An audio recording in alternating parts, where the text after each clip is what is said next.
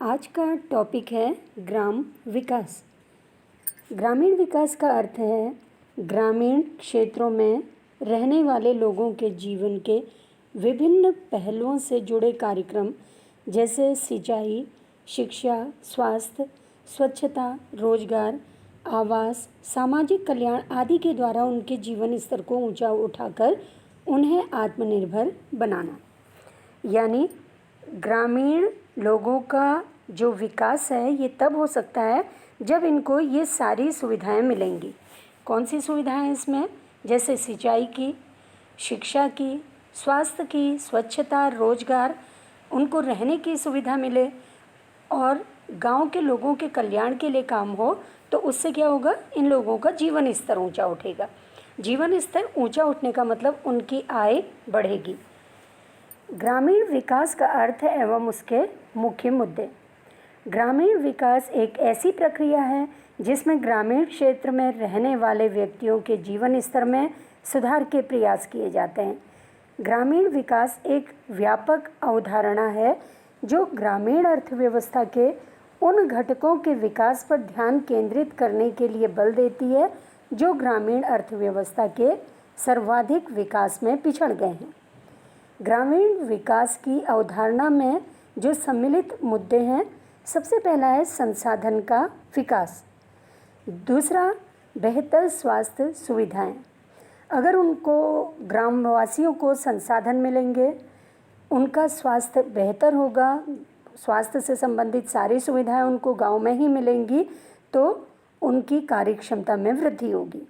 इसी तरह से आधारिक संरचना। आधारिक संरचना का मतलब है गांव में विद्युत की सुविधा होनी चाहिए, सड़क, संचार, सिंचाई या मार्केटिंग की सुविधा अगर होगी तो किसानों के जो अपना सामान होता है, उत्पादन होता है, उसको बेचने के लिए दूसरी जगह ले जाना आसान हो जाएगा। इसी तरह से गांव में कुटीर और लघु उद्योगों का विकास होना चाहिए। इससे स्थानीय लोगों को रोजगार मिलेगा। कुटीर और लघु उद्योगों में जो टेक्निक है, बहुत ज़्यादा टेक्निक की ज़रूरत नहीं होती और यहाँ पर जो स्थानीय सामान होता है वही जो है उससे नई सामान बनाया जा सकता है या उससे जो स्थानीय सामान है उससे कुटीर और लघु उद्योगों को चलाया जा सकता है। इसी तरह से निर्धनता उन्मूलन और रोजगार सृजन के विशिष्ट कार्यक्रम गाँव में चलाए जाने चाहिए। गाँव में चलाने से क्या होगा? लोगों को रोजगार मिलेगा, उनकी आय बढ़ेगी और आय बढ़ने का मतलब क्या हो गया कि उनको जो कार्यक्षमता है वो बढ़ेगी। अब है ग्रामीण विकास की नियोजित कार्यविधि। इसमें ग्रामीण विकास की अपनाई गई नियोजित कार्यविधि में मूल्य उद्देश्यों को सम्मिलित किया गया है। जो मूल उद्देश्य हैं इसके, जैसे कृषि क्षेत्र में फसल उत्पादकता में वृद्धि करके किसानों की आय में वृद्धि की जा सकती है। मतलब ग्रामीण विकास का मतलब है अगर गांव के लोगों का जीवन स्तर उठेगा तो उससे उनकी आय बढ़ेगी, आय बढ़ेगी तो उनकी कार्यक्षमता बढ़ेगी। ये चक्र एक तरह से चलता रहता है। तो किसानों की आय में वृद्धि कैसे की जा सकती है? जैसे उनको फसल उत्पादकता में वृद्धि करके। फसल उत्पादकता में वृद्धि कैसे होगी? अगर किसानों को अच्छे बीज उपलब्ध हो जाएं, अच्छी खाद उपलब्ध हो जाए, सिंचाई से संबंधित उनको पूरी सुविधा मिल जाए। इसी तरह से ये जो किसान हैं इनको समय समय पर प्रशिक्षित किया जाए तो वो अपनी उत्पादकता में वृद्धि कर सकते हैं, जिससे उनकी आय में वृद्धि होगी। इसी तरह से कृषि क्षेत्र का व्यवसायीकरण करना। अगर कृषि क्षेत्र का व्यवसायीकरण होगा तो उससे भी उनको फ़ायदा होगा किसानों को। इसी तरह से ग्रामीण क्षेत्रों में गैर कृषि रोजगार और आय सृजन को विकसित करना। ग्रामीण क्षेत्रों में कुछ इलाके ऐसे होते हैं जहां पूरी तरह से खेती पर निर्भर नहीं रहा जा सकता, तो वहां पे सरकार के द्वारा गैर कृषि रोजगार और आय सृजन के उपाय किए जाने चाहिए।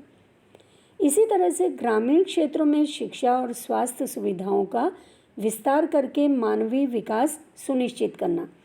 मतलब अगर गांव में शिक्षा की सुविधाएं पूरी तरह से हो जाए, स्वास्थ्य की सुविधाएं पूरी तरह से हो जाए, तो ग्रामवासियों को शिक्षा और स्वास्थ्य के लिए दूसरी जगह पलायन करने की आवश्यकता नहीं होगी और उस गांव का विकास होगा। ग्रामीण क्षेत्रों में ग्रामीण आधारिक संरचनाएं सुनिश्चित करना। ग्रामीण आधारिक संरचनाएं का मतलब है इंफ्रास्ट्रक्चर की सुविधा होनी चाहिए। इंफ्रास्ट्रक्चर से मतलब है गांवों में सड़कें, विद्युत, सिंचाई की सुविधा, संचार की सुविधा, बैंकिंग की सुविधा, मार्केटिंग की सुविधा सबको मिलनी चाहिए। फिर इसके बाद ग्रामीण साख।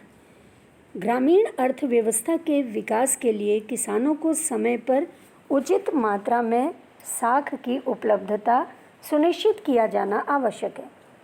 मतलब किसानों को आगे बढ़ने के लिए या अपनी उन्नति के लिए, हम कह सकते हैं आर्थिक रूप से उन्नति के लिए, उनको जब ज़रूरत हो साख की उपलब्धता होनी चाहिए। किसानों को समय पर उचित दर में पर्याप्त साख मिलना कृषि उत्पादन और उत्पादकता में वृद्धि के लिए बहुत आवश्यक है। मतलब जो ग्रामीण क्षेत्रों की उत्पादकता है, इसमें वृद्धि तब होगी जब किसानों को ज़रूरत पड़ने पर उचित दर पर पर्याप्त मात्रा में साख उपलब्ध होते रहेगी, तब उनको जो उत्पादकता है इसमें वृद्धि होगी। इसी तरह से किसानों को जिन कार्यों के लिए साख की ज़रूरत पड़ती है उनमें से जो मुख्य हैं, सबसे पहला है कृषि कार्य। जैसे उत्पादन के लिए इनको साख की ज़रूरत पड़ती है। बहुत से छोटे किसान या मध्यम किसान ऐसे होते हैं जिनके पास पर्याप्त साख नहीं होती है, तो उनको बीज के लिए भी पैसे की ज़रूरत है, खाद के लिए भी, खेती के उपकरण के लिए भी। तो अगर इनको साख की सुविधा उपलब्ध हो जाती है तो उससे क्या होगा, इनका उत्पादन कार्य समय पर पूरा हो जाएगा, जिससे उनकी आय बढ़ते रहेगी। तो ये कृषि कार्य या उत्पादन के लिए जैसे बीज है, खाद, खेती के उपकरण, कीटनाशक दवाइयाँ या सिंचाई के साधन के लिए साख की आवश्यकता पड़ती है किसानों को। इसी तरह से कुछ कार्य ऐसे होते हैं जो गैर कृषि कार्य होते हैं, जैसे विवाह है, धार्मिक सामाजिक अनुष्ठान है या कोई ये पारंपरिक कार्य हैं, उसके लिए भी किसानों को व्यय की ज़रूरत होती है और इसके लिए वो साख पर निर्भर होते हैं। इसी तरह से भारतीय किसानों की वित्त संबंधी आवश्यकताओं का वर्गीकरण इस तरह से किया जा सकता है। जो ऋण है इनको, ये मुख्यतः 3 तरह के होते हैं: अल्पकालीन ऋण, मध्यकालीन ऋण और तीसरा है दीर्घकालीन ऋण। तो सबसे पहला है इसमें अल्पकालीन ऋण। ये वो ऋण है जो खाद व बीज खरीदने के लिए, फसल बोने से काटने तक काम चलाने के लिए, पशुओं व पारिवारिक आवश्यकता की पूर्ति के लिए लिए जाते हैं। इनकी अवधि 15 महीने तक की होती है। तो 15 महीने तक के लिए जो ऋण लिए जाते हैं वो अल्पकालीन ऋण कहलाते हैं। दूसरी तरह के ऋण होते हैं, ये मध्यकालीन ऋण कहलाते हैं। मध्यकालीन ऋण का मतलब है जिनकी अवधि 15 महीने से 5 वर्ष तक होती है और ये मुख्य रूप से औजार खरीदने के लिए, बैल खरीदने के लिए या कृषि प्रणाली में सुधार के लिए, ज़मीन में सुधार करने के लिए इनको जब पैसे की ज़रूरत होती है तो ये मध्यकालीन ऋण पर निर्भर रहते हैं। उस समय इनको मध्यकालीन ऋण की ज़रूरत होती है, जिसकी अवधि 15 महीने से 5 वर्ष तक की होती है। तीसरी तरह का जो ऋण है ये है दीर्घकालीन ऋण। दीर्घकालीन ऋण नाम से ही इसका पता चल रहा, इसकी अवधि 5 वर्ष से अधिक की होती है। इसकी आवश्यकता किसानों को अपने पुराने ऋणों को चुकाने के लिए, नई भूमि अगर किसान खरीदना चाहता है उसके लिए, भूमि पर वो कोई सुधार करना चाहता है उसके लिए दीर्घकालीन ऋण की ज़रूरत होती है। इस तरह के जो ऋण हैं अक्सर भूमि विकास बैंक के द्वारा किसानों को उपलब्ध होते हैं। तो ये 3 तरह के ऋण हैं: अल्पकालीन ऋण, मध्यकालीन ऋण और तीसरा है दीर्घकालीन ऋण। अब भारत में कृषि साख के स्रोत कौन से स्रोत हैं? भारत में कृषि साख के मुख्यतः भारत में जो कृषि साख के स्रोत हैं ये 2 तरह के होते हैं। पहला है गैर संस्थागत स्रोत और दूसरा है संस्थागत स्रोत। पहला हो गया जो कृषि साख के स्रोत हैं गैर संस्थागत स्रोत और दूसरा है संस्थागत स्रोत। गैर संस्थागत स्रोत जो है इसको भी दो भागों में बांटा गया है। इसमें है एक तो पेशेवर साहूकार और दूसरा है गैर पेशेवर साहूकार। पहले से क्या होता था, जब बैंक सब जगह नहीं खुले हुए थे, बैंकों की शाखाएं गाँव में नहीं खुली थी, तो किसान अपना जब उनको पैसे की ज़रूरत होती थी वो साहूकार पर निर्भर होते थे। साहूकार से वो पैसा लेते थे और साहूकार उनको बहुत ज़्यादा ब्याज पर पैसा देता था। तो ये साहूकार दो तरह के हैं। पेशेवर साहूकार, नाम से ही पता चल रहा है, पेशेवर साहूकार का मतलब इनका काम ही ये होता था कि वो किसानों को पैसा देते थे और उनसे ब्याज वसूलते थे। तो ऋण देने का काम एक तरह से वो करते थे साहूकार। दूसरा है गैर पेशेवर साहूकार। गैर पेशेवर साहूकार, इनका काम केवल पैसा देना नहीं था, अन्य काम भी थे। तो ये तो है गैर संस्थागत स्रोत। फिर है संस्थागत स्रोत। संस्थागत स्रोत देखिए कितने तरह के होते हैं। व्यापारिक बैंक, क्षेत्रीय ग्रामीण बैंक, सहकारी साख समितियां, भूमि विकास बैंक, राष्ट्रीय कृषि एवं ग्रामीण विकास बैंक। तो ये संस्थागत स्रोत हैं। इसको अभी हम विस्तार पूर्वक देखेंगे। संस्थागत स्रोत को देखिए। अब पहले ये देख लीजिए, साहूकार जो प्रथा थी इसके क्या दोष थे। आपने सुना होगा पहले समय में किसान लोग अपना ज़रूरत की, जिस समय उनको पैसे की ज़रूरत पड़ती थी, वो साहूकार लोगों से लेते थे। साहूकार लोग क्या करते थे, एक तो इनको बहुत ज़्यादा ऊंचे ब्याज पर ऋण देते थे। कभी कभी तो ये ऋण ब्याज इतना ज़्यादा हो जाता था कि मूल धन से भी ज़्यादा उनको ब्याज चुकाना पड़ जाता था। दूसरा, 1 वर्ष का ब्याज अग्रिम रूप से काट लेते थे। मतलब जिस समय वो ऋण देते थे उसी समय कुछ पैसा वो ले लेते थे उसमें से, किसके रूप में, ब्याज अग्रिम के रूप में ले लेते थे। इसी तरह से वो एक फ़ायदा और उठाते थे अपना, क्या करते थे, वो किसानों से सस्ते मूल्य पर फसल खरीद लेते थे। और जो ब्याज उनका होता था, मान लो किसान ने ये ऋण लिया साहूकार से 1000 रुपये का, उसको 10% की दर से वो दे रहे हैं, मान लो तो 100 रुपये लगा। अब किसान को कितना देना है, 1100 रुपया साहूकार को देना होगा। लेकिन उसको 1100 रुपया जो देना है, उस अतिरिक्त 100 रुपये पर भी ब्याज लगाते थे वो, उनको और ज़्यादा ऋण उनको चुकाना पड़ता था। और इस तरह से कभी कभी क्या होता था, छोटे किसान ऋण नहीं चुका पाते थे, वो हमेशा उस साहूकार के अधीन काम करते थे। तो एक तरह से छोटे किसानों का इसमें शोषण होता था। फिर आगे देखिए, जो संस्थागत स्रोत में आपने देखा, सबसे पहला है इसमें व्यापारिक बैंक। व्यापारिक बैंक क्या है, बैंकों के राष्ट्रीयकरण से पहले व्यापारिक बैंक कृषि साख में कोई महत्वपूर्ण योगदान नहीं देते थे।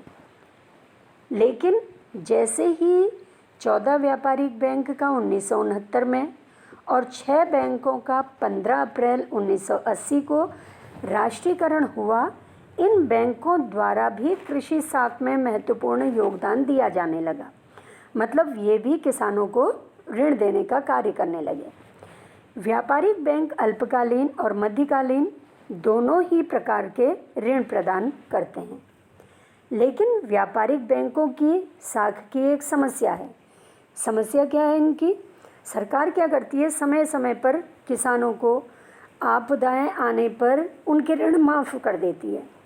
अगर सरकार के द्वारा किसानों के ऋण माफ़ कर दिए जाते हैं तो उससे व्यापारिक बैंकों पर प्रतिकूल असर पड़ता है, वो अपना काम सही से नहीं कर पाते हैं। तो ये क्यों होता है, क्योंकि सरकार द्वारा समय समय पर किसानों की ऋण की जो माफ़ी योजना के कारण ऐसा होता है। इसी तरह से इन बैंकों ने शहर और कस्बों के निकट के ग्रामीण क्षेत्रों में तो अधिक ऋण दिए या अधिक साख आवंटित की, लेकिन जो ग्रामीण इलाके, पिछड़े हुए इलाके हैं, वहाँ पर इन्होंने साख आवंटित नहीं की। इन बैंकों से छोटे व सीमांत किसान तथा कृषि मजदूरों को कोई विशेष लाभ नहीं हुआ।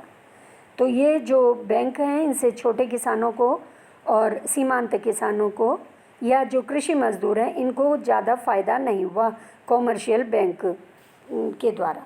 तो इस तरह से संस्थागत स्रोत का जो पहला है ये है व्यापारिक बैंक। दूसरा इसमें है क्षेत्रीय ग्रामीण बैंक। ग्रामीण साख की बढ़ती हुई आवश्यकता की पूर्ति करने और ग्रामीणों की ऋणग्रस्तता की समाप्ति के उद्देश्य से क्षेत्रीय ग्रामीण बैंकों की स्थापना की गई। तो जो क्षेत्रीय ग्रामीण बैंक को खोलने का मुख्य उद्देश्य क्या था? ग्रामीणों की ऋणग्रस्तता की समाप्ति करना। तो ये जो स्थापना की गई 2 अक्टूबर 1975 से स्थापना का कार्य, ग्रामीण बैंकों की स्थापना का कार्य शुरू हुआ। ये बैंक ग्रामीण क्षेत्र का विकास तथा इस क्षेत्र के पिछड़े वर्गों को रियायती दर पर वित्तीय सुविधाएं उपलब्ध कराते हैं। तो जो ग्रामीण बैंक हैं ये उन्हीं ग्रामीण इलाकों के जो पिछड़े वर्गों को क्या करते हैं, कम दर पर ऋण उपलब्ध कराने की सुविधा उपलब्ध कराते हैं। तीसरी तरह के जो सुविधाएं हैं संस्थागत स्रोत हैं, ये है सहकारी साख समितियां। किसानों को महाजनों के शोषण से बचाने के लिए सहकारी साख आंदोलनों का आरंभ 1904 में हुआ था, लेकिन आंदोलन की गति स्वतंत्रता प्राप्ति के पश्चात हुई है। सहकारी साख समितियां 3 तरह की होती हैं। कौन सी हैं इसमें? देखिए, सबसे पहला है ग्रामीण स्तर पर प्राथमिक सहकारी समितियां। दूसरा है जिला स्तर पर राज्य सहकारी बैंक या जिला सहकारी बैंक। तीसरा है राज्य स्तर पर राज्य सहकारी बैंक। तो इस तरह से सहकारी साख समितियां 3 प्रकार की हैं। ग्रामीण स्तर पर प्राथमिक सहकारी समिति, जिला स्तर पर राज्य सहकारी बैंक या जिला सहकारी बैंक और राज्य स्तर पर राज्य सहकारी बैंक। चौथा है इसमें भूमि विकास बैंक। भूमि विकास बैंक क्या है? देखिए, भूमि विकास बैंक कृषकों को दीर्घकालीन ऋण प्रदान करते हैं, या जो किसान हैं इनको भूमि विकास बैंक से दीर्घकालीन ऋण मिलता है। ये जो बैंक हैं किसानों की भूमि को बंधक रखकर उसे 15 से 20 वर्ष तक के लिए ये ट्यूबवेल के लिए, ट्रैक्टर के लिए या बड़ी मशीनरी के लिए ऋण देते हैं। भूमि विकास बैंक 2 प्रकार के होते हैं। पहला है प्राथमिक भूमि विकास बैंक और दूसरा है केंद्रीय भूमि विकास बैंक।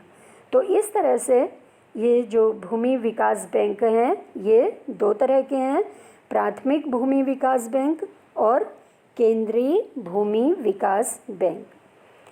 संस्थागत स्रोत में देखिए पांचवा है राष्ट्रीय कृषि और ग्रामीण बैंक।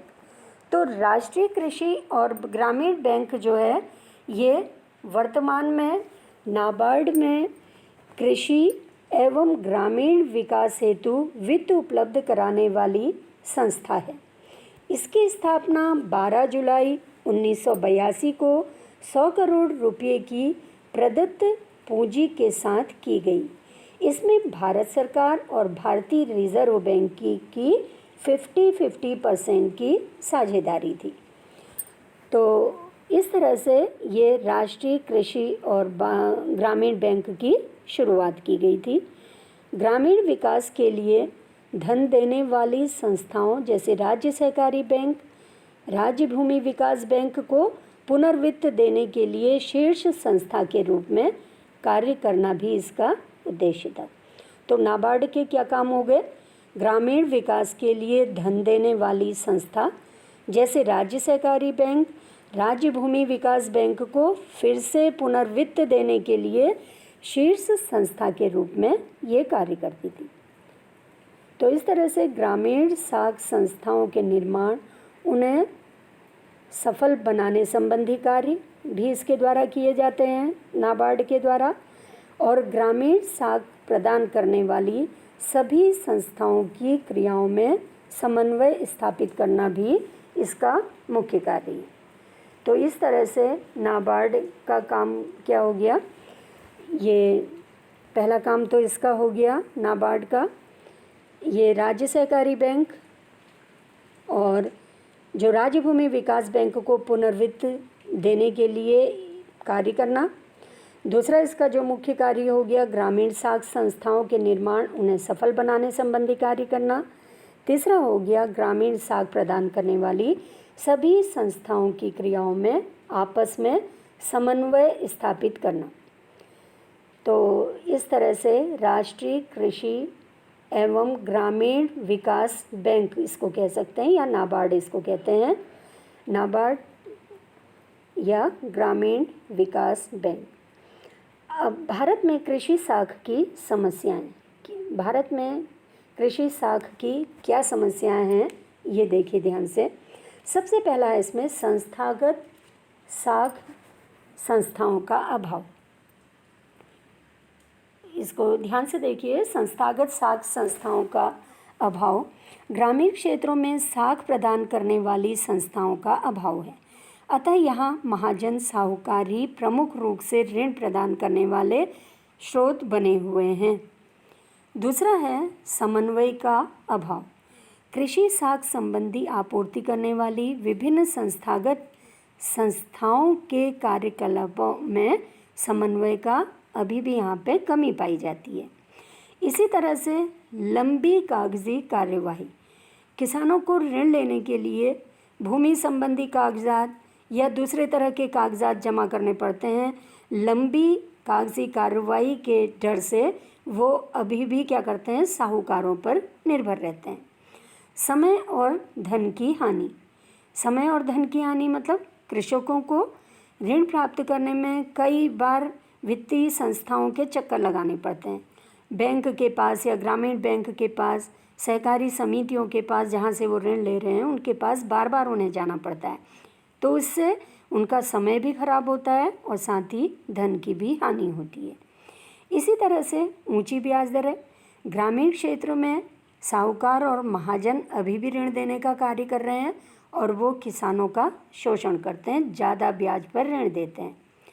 इसी तरह से ऋण आवश्यकता अनुसार एवं उचित समय पर उपलब्ध नहीं हो पाता एकदम से। कभी कभी किसानों को बिल्कुल शीघ्र ऋण की ज़रूरत होती है और ये क्योंकि कई कागजी कार्यवाही होती हैं इसलिए किसानों को समय पर ऋण उपलब्ध नहीं हो पाता है। तो ये भी एक समस्या है, समझ लीजिए।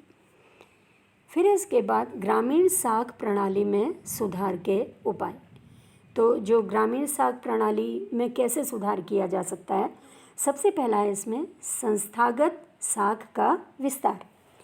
किसानों को महाजन और साहूकारों से मुक्ति प्रदान करने के लिए ग्रामीण क्षेत्रों में संस्थागत साख का तेजी से विस्तार किया जाना चाहिए। संस्थागत साख का जितनी तेजी से विस्तार होगा, महाजन और साहूकार के चंगुल से ये किसान मुक्त हो पाएंगे। दूसरा है आसान शर्तों पर ऋण। मतलब जो छोटे किसान हैं इनको ऋण देते समय जमानत देने पर अधिक जोर नहीं दिया जाना चाहिए, जिससे कि इनको ऋण प्राप्त करने में आसानी हो। तीसरा है विभिन्न वित्तीय संस्थाओं में समन्वय। जो वित्तीय संस्थाएं होती हैं विभिन्न तरह की, इनमें आपस में समन्वय किए जाने की आवश्यकता है। इसी तरह से यथा समय और आवश्यक मात्रा में ऋण की उपलब्धि। जब किसान चाहे और जितना ऋण उसको ज़रूरत है उतना उसको उपलब्ध होना चाहिए। तीसरा है पांचवा है ऋण प्रणाली में एक रूपता।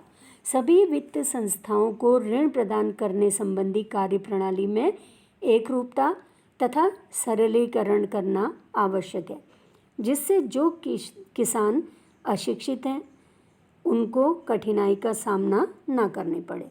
इसी तरह से ऋण का उत्पादकीय प्रयोग। किसान जो ऋण लेते हैं उनको केवल उत्पादकीय कार्यों के लिए ऋण लेने के लिए प्रेरित करना चाहिए, जिससे कि वो विवाह, मृत्यु भोज या दूसरे जो संस्कार हैं इसमें अपव्यय न करें और ऋणग्रस्त लंबे समय तक न रहें। इसलिए ऋण का उत्पादकीय प्रयोग के लिए किसानों को प्रेरित करना चाहिए। फिर इसके बाद कृषि विपणन। कृषि विपणन या एग्रीकल्चरल मार्केटिंग। कृषि विपणन से अर्थ उन सभी क्रियाओं से लगाया जाता है जिनका संबंध कृषि उत्पादन को कृषक के खेत से अंतिम उपभोक्ता को पहुंचाने में किया जाता है। मतलब जो फसल किसान ने लगाई है अपने खेत में, जब वो तैयार हो जाती है उसको उपभोक्ता तक पहुंचाने में जो सभी क्रियाएं होती हैं, ये एक तरह से एग्रीकल्चर मार्केटिंग के अंतर्गत आती हैं। इसके अंतर्गत कृषि पदार्थों का एकत्रीकरण, श्रेणी विभाजन, विधायन, संग्रहण, परिवहन, विपणन का वित्त पोषण और अंतिम उपभोक्ताओं तक पहुंचाना तथा संपूर्ण क्रियाओं में जोखिम उठाना। क्योंकि अर्थशास्त्र में जब कोई भी क्रिया होती है इसमें कुछ ना कुछ जोखिम उठाना पड़ता है। तो कृषि विपणन या एग्रीकल्चरल मार्केटिंग से मतलब यही हो गया, जो किसान उत्पादन कर रहे हैं अपने खेत में, उस तैयार उत्पादन को किस तरह से अंतिम उपभोक्ता तक पहुंचाया जाए, इसमें जो सारी क्रियाएं आती हैं ये एग्रीकल्चरल मार्केटिंग या कृषि विपणन कहलाती हैं। आगे देखिए, सुव्यवस्थित कृषि विपणन के आवश्यक पहलू। मतलब जो एग्रीकल्चरल मार्केटिंग है ये कब सुव्यवस्थित या अच्छी मानी जाएगी, क्या पहलू हैं इसके। सबसे पहला, मध्यस्थों की संख्या न्यूनतम होनी चाहिए। किसान लोगों को फ़ायदा क्यों नहीं हो पाता है अपनी खेती का, क्योंकि मध्यस्थ बहुत होते हैं बीच में, जो मीडिएटर होते हैं या दलाल जिनको हम कह सकते हैं, ये बहुत होते हैं। तो इससे किसानों को उनकी फसल का पूरा जो मूल्य मिलना चाहिए था वो किसानों को नहीं मिल पाता है। दूसरा, कृषि उपज के उत्पादक और विक्रेता दोनों के हित की सुरक्षा होनी चाहिए।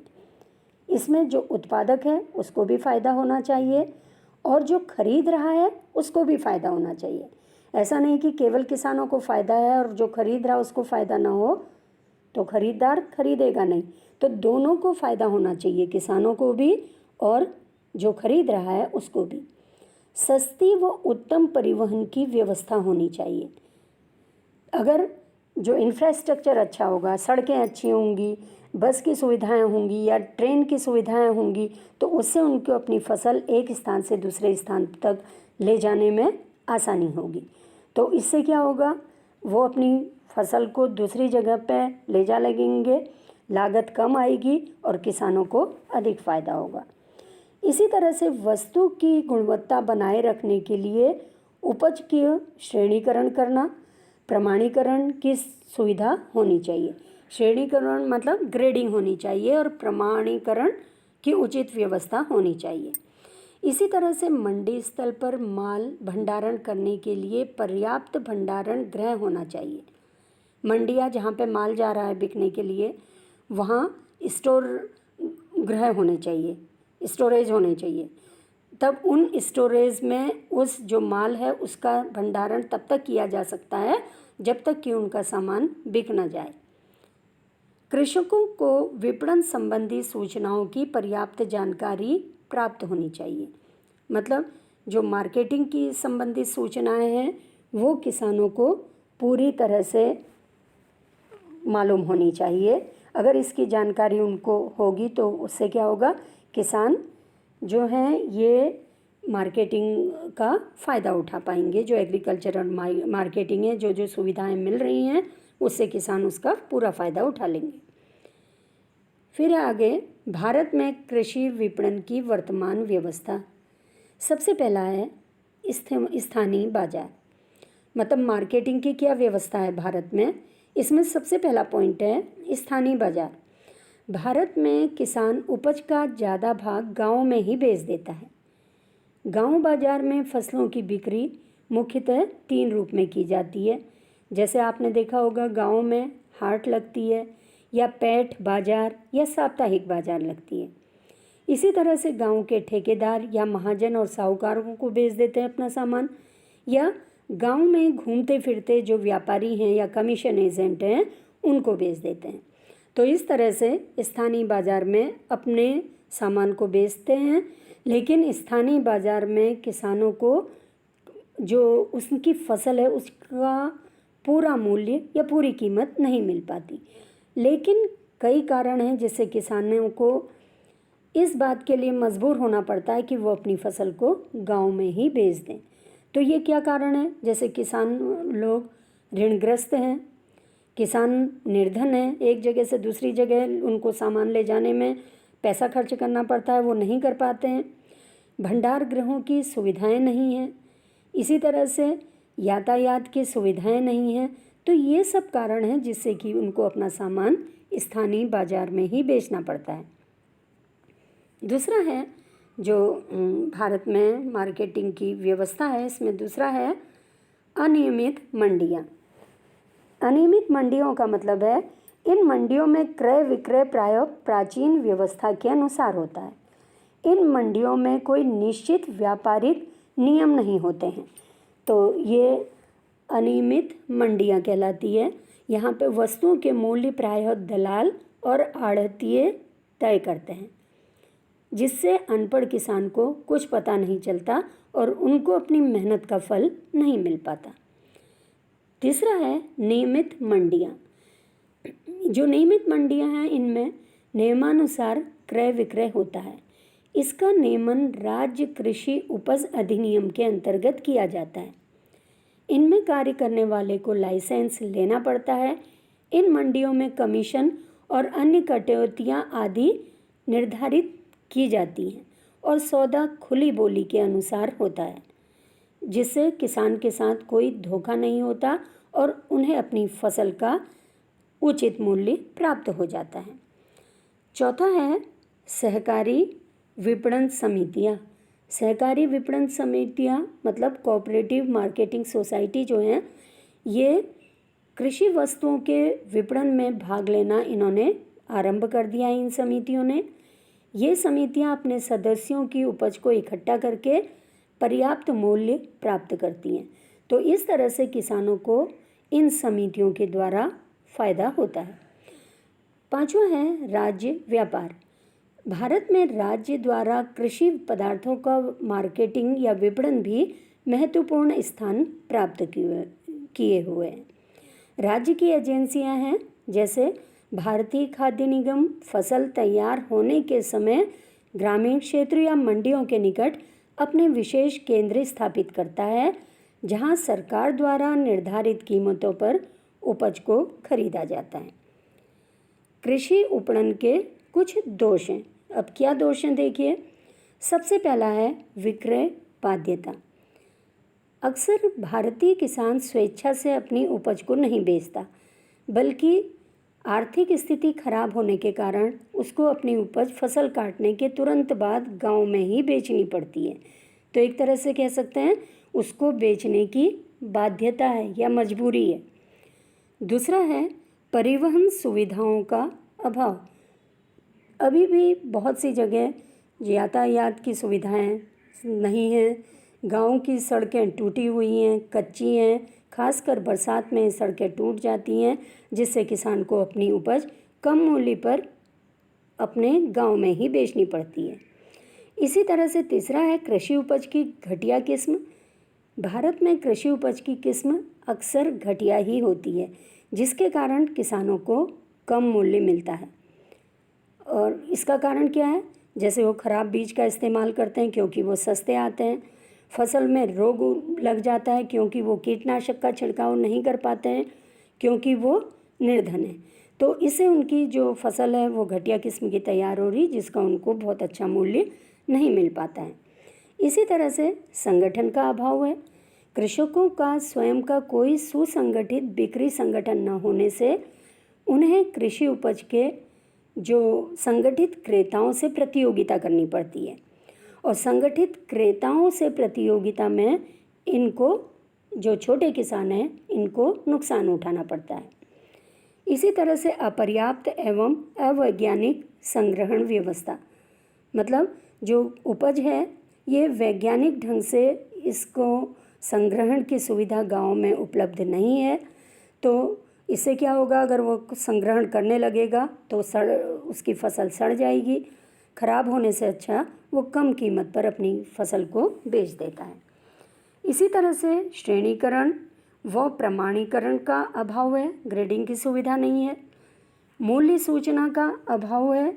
ये जो किसान है, छोटे किसान, इनको एक तरह से हम कह सकते हैं मार्केटिंग की व्यवस्था का एक बहुत बड़ा दोष है। उनको जो मंडियों में प्रचलित कीमत है इसके बारे में ज्ञान नहीं होता है, तो उससे जो गांव के लोग कीमत देते हैं उसी को स्वीकार कर लेते हैं। इसी तरह से मध्यस्थों का बाहुल्य, मध्यस्थों का मतलब जो मीडिएटर हैं उनका बहुत ज़्यादा संख्या है यहाँ पे, तो उससे किसान को उनकी उपज का जो मूल्य है वो सही नहीं मिल पाता। या कह सकते हैं किसान और जो उपज को अंतिम रूप से ले रहा है या अंतिम उपभोक्ता के बीच बहुत से लोग हैं, जिसके कारण किसानों को उसकी फसल का पूरा मूल्य नहीं मिल पाता और जो बीच में मीडिएटर हैं वो उसका फ़ायदा उठा ले जाते हैं। फिर है कृषि विपणन व्यवस्था में सुधार के लिए सरकार द्वारा किए गए प्रयास।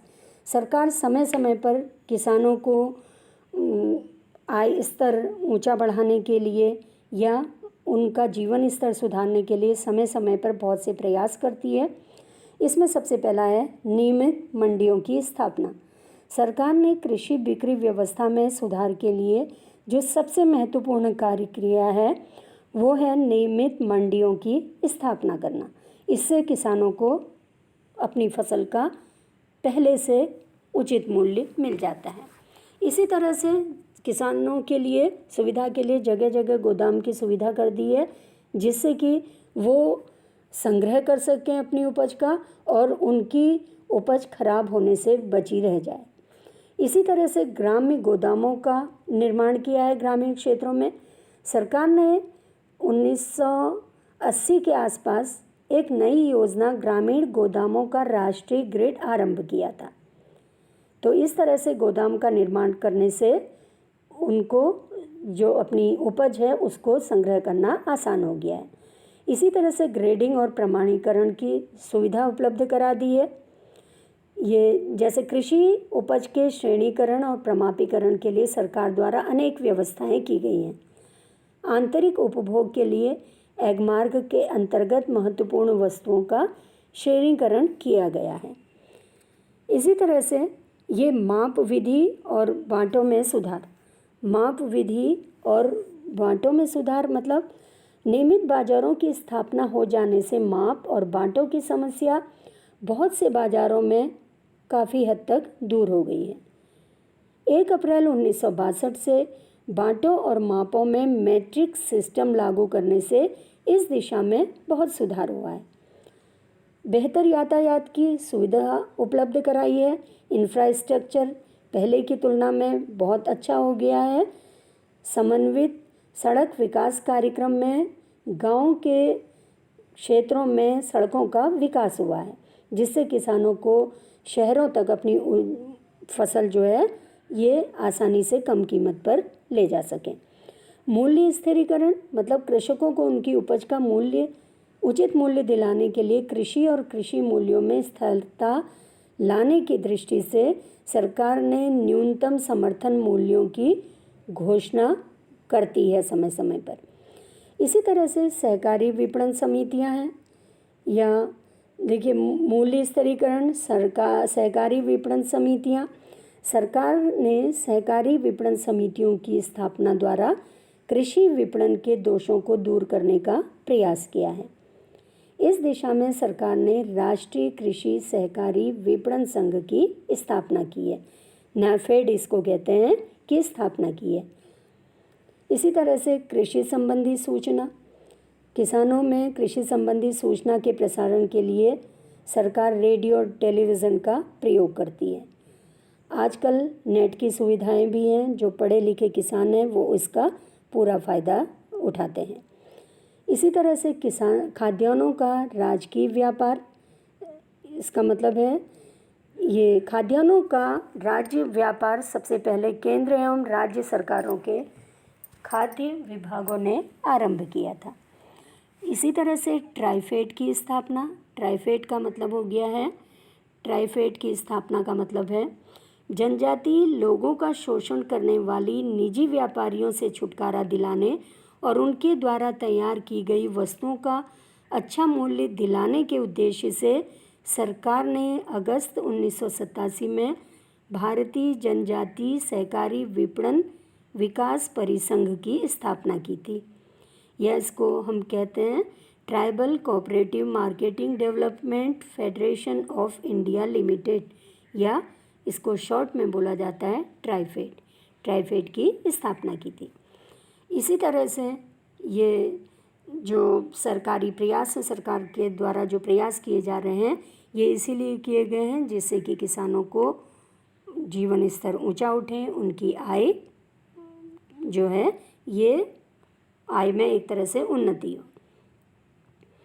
कृषि विपणन व्यवस्था में सुधार के लिए कुछ सुझाव हैं, जैसे पिछड़े क्षेत्रों में मंडियों का विस्तार किया जाना चाहिए। जहाँ पे मंडियाँ मतलब नहीं हैं वहाँ पे उनका विस्तार किया जाना चाहिए। प्रमाणित मापतोल काम में लाई जाए जिससे कृषक के साथ धोखा नहीं की हो सके। कृषि उपज को और उपयोगी बनाने के लिए सरकारी केंद्र खोले जाने चाहिए। मतलब ये सब चीज़ें जो हैं, ये सुझाव हैं एग्रीकल्चरल मार्केटिंग में सुधार के लिए हैं, या हम कह सकते हैं कृषि में सुधार के लिए ये कुछ उपाय हैं। इसी तरह से चौथा है परिवहन सुविधाओं का विकास होना चाहिए। शोषण से बचाने के लिए मध्यस्थों की संख्या कम होनी चाहिए। विपणन सूचनाओं या मार्केटिंग का प्रकाशन और प्रसार किया जाना चाहिए जिससे किसानों को उसके बारे में पूरी जानकारी हो। ग्रामीण क्षेत्रों में संस्थागत वित्तीय संस्थाओं का विकास किया जाना चाहिए। फिर इसके बाद भारत में सहकारी विपणन। भारत में सहकारी विपणन से मतलब है कोऑपरेटिव मार्केटिंग इन इंडिया। मतलब जब कुछ उत्पादक अपने उत्पादन को व्यक्तिगत रूप से अलग अलग बेचने के स्थान पर सहकारी विपणन समितियां बनाकर उनके माध्यम से बेचते हैं तो सहकारी विपणन कहा जाता है। मतलब जब बहुत से किसान मिलकर अपने उत्पादन को अलग अलग न बेचकर क्या करते हैं, सहकारी विपणन समितियां बना लेते हैं और उसके माध्यम से जब बेचते हैं तो उसको सहकारी विपणन कहा जाता है। सहकारी विपणन है, इसकी कुछ विशेषताएं हैं। क्या विशेषताएं हैं? सबसे पहला इसका किसानों को लाभ। किसानों को क्या लाभ होता है? ये सहकारी विपणन व्यवस्था से सहकारी समिति अपने भंडार गृह और गोदामों का प्रबंध करती है, जिससे क्या होता है, ये फसल चूहे, चींटियाँ या सीलन, फंगस आदि से खराब ना हो। दूसरा है विपणन समितियाँ कृषक को वित्तीय सुविधाएं प्रदान कर उसे साहूकार के चंगुल से मुक्ति दिला देती हैं। इसी तरह से ये उचित कीमत उनको मिलती है। मध्यस्थों का उन्मूलन हो जाता है। मध्यस्थ मतलब जो मीडिएटर हैं, बीच में मिडिल मैन है, उनका एक तरह से हट जाते हैं वो बीच से। सहकारी समितियों द्वारा माल सीधे मंडियों में बेचा जाता है, जिसके लिए क्या होता है, मध्यस्थों की ज़रूरत नहीं होती है। इसी तरह से उत्पादित माल का शहरीकरण और मानकीकरण, मतलब समिति किसानों को श्रेणीकृत और मानकीकृत माल के उत्पादन के लिए प्रोत्साहन करती है। मतलब जिससे कि वो अच्छे बीज लें, अच्छी खाद डालें, उससे क्या होगा, उनकी उपज की क्वालिटी अच्छी होगी और मार्केट में उसका अच्छा प्राइस मिलेगा।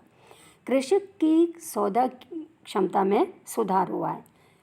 मतलब पहले से वो कम कीमत पर अपनी वस्तु बेच देते थे, लेकिन ये समितियां बनने से उनको फ़ायदा होता है और इससे किसानों की सौदा करने की क्षमता बढ़ी है।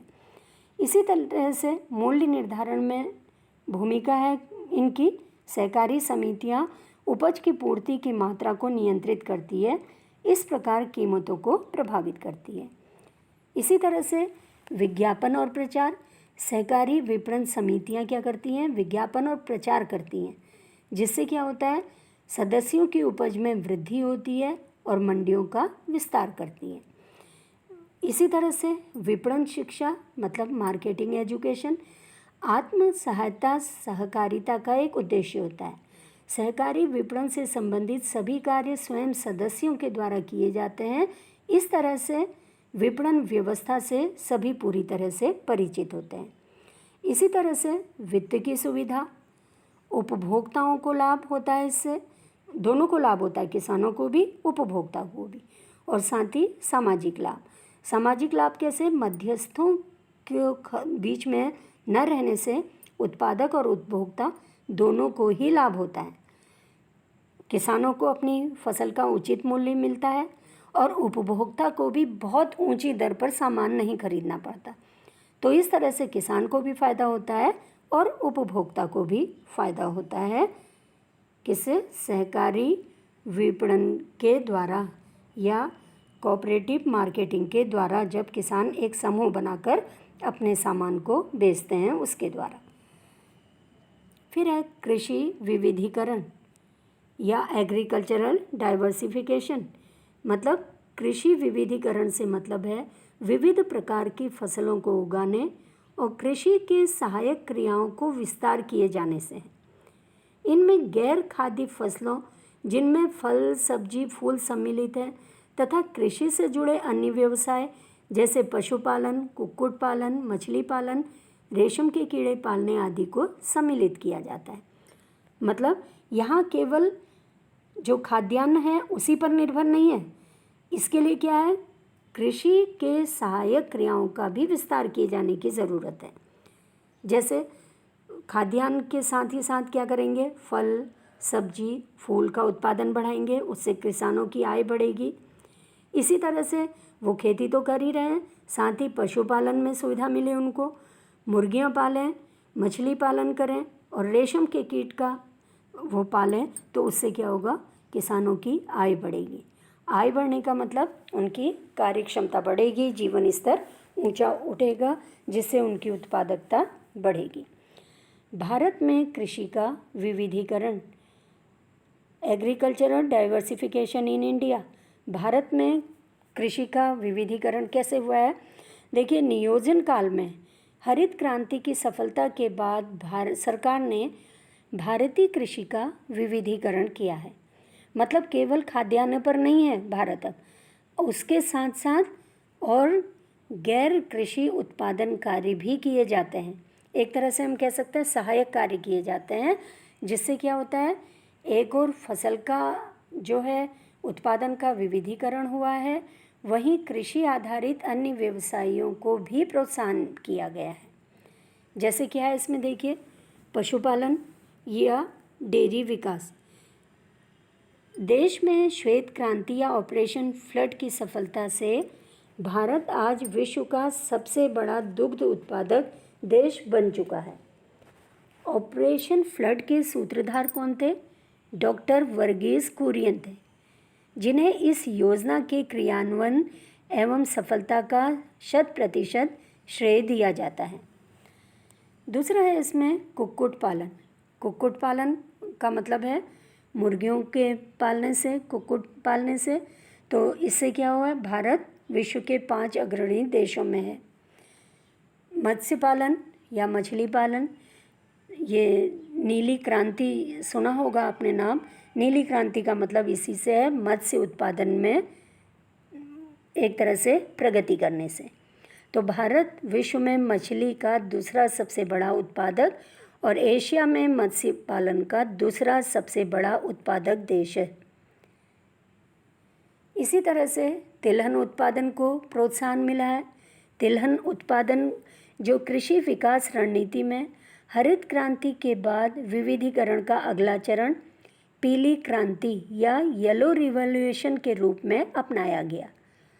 तिलहन उत्पादन को बढ़ावा देने वाली इस पीली क्रांति के अंतर्गत तिलहन उत्पादन में आत्मनिर्भरता प्राप्त करने की दृष्टि से उत्पादन, प्रोसेसिंग, प्रबंध प्रौद्योगिकी का सर्वोत्तम उपयोग करने के उद्देश्य से तिलहन प्रौद्योगिकी मिशन प्रारंभ किया गया। इसी तरह से बागवानी को प्रोत्साहन मिला। बागवानी के अंतर्गत फल, सब्जी, फूल ये सम्मिलित होते हैं। इनका उत्पादन बढ़ा है। साथ ही बागान फसलों का एक तरह से बढ़ावा मिला है। बागानी फसलों के अंतर्गत आती हैं, जैसे चाय के बागान होते हैं, कॉफ़ी के बागान, रबड़ के बागान होते हैं।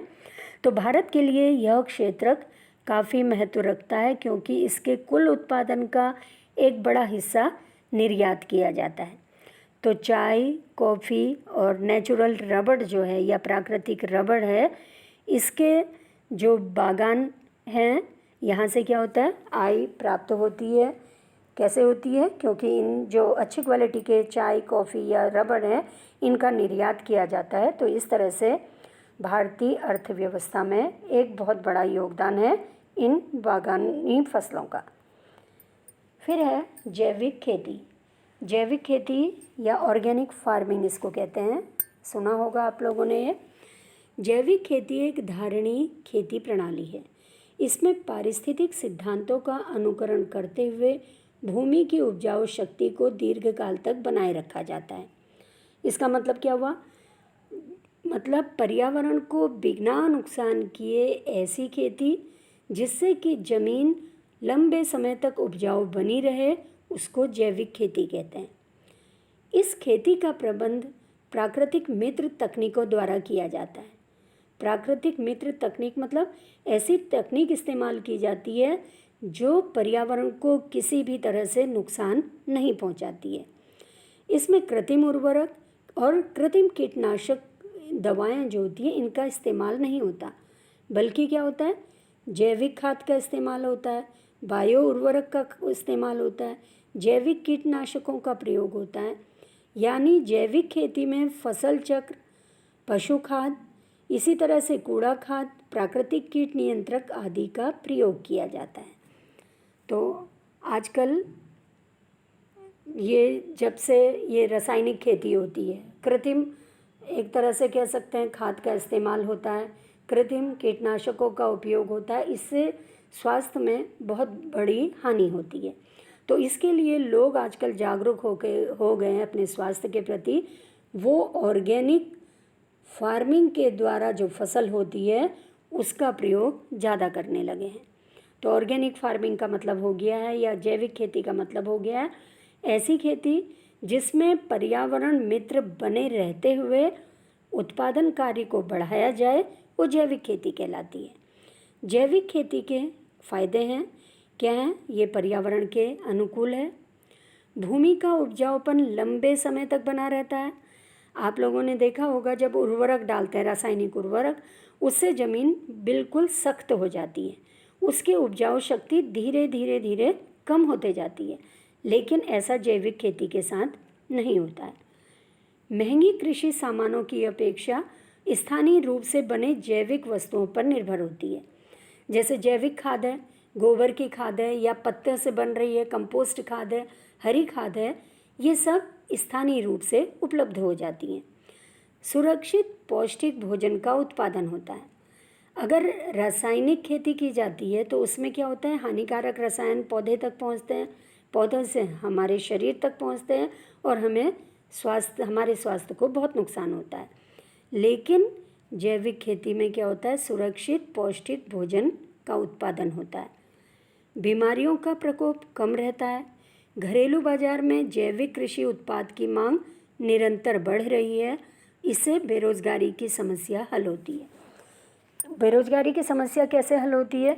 क्योंकि ऑर्गेनिक खेती जब की जा रही है तो खेती में तो लोग जुड़े ही हुए हैं खेती के कार्य से, साथ ही कुछ लोग क्या करते हैं, जैविक खाद बनाने का कार्य करने लगते हैं, कुछ लोग जैविक कीट नियंत्रक दवाइयाँ बनाने का काम करने लगते हैं।